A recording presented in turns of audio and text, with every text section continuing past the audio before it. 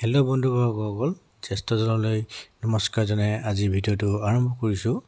আজি যিহেতু ৰাতিপুৱাৰ পৰা বৰষুণ দি আছিলে আৰু বতৰ বহুত ডাৱৰীয়া আছিলে, সেয়ে ঘৰত সকলোৱে লোকেল চিকেন খাওঁ বুলি ক'লে আৰু এয়া আনি ইয়াতে জিৰা, ধনিয়া আৰু অলপ চিকেন মছলা দিলোঁ আৰু অলপমান কাশ্মীৰী জলকীয়াও ইয়াতে দি দিছোঁ, যাতে ৰংটো অলপ থাকিলে মানে ভাল লাগিব।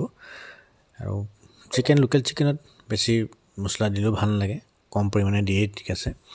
আৰু এয়া হাতেৰে অলপমান মঠি লৈছোঁ আৰু আজি চবেই ক'লে জুইতে বনাওঁ, তো সেয়া জুইতে বনাইছোঁ। ইয়াত তেল গৰম হ'ল আৰু ইয়াত পিঁয়াজ দিছোঁ আৰু পিঁয়াজখিনি যাতে ভালকৈ সিজি লওক তো অলপমান লৰাই দিছোঁ পিঁয়াজখিনি। আৰু লৰোৱাৰ লগতে যিটো অলপ ৰঙা হ'বলৈ আৰম্ভ হৈছে, ইয়াতে মই ৰচুন আদাৰ পেষ্টখিনিও দি দিছোঁ।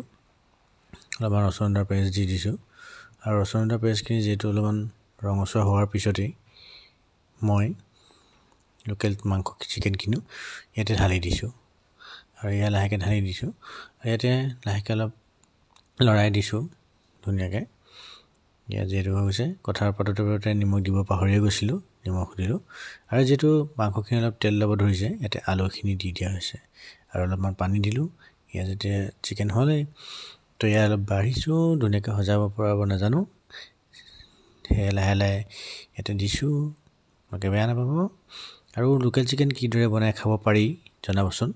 আৰু মোৰ চেনেলটো যিহেতু নতুন হয়, তো আপোনালোকে লাইক ছাবস্ক্ৰাইব কৰি দিব। আজিলৈ ধন্যবাদ।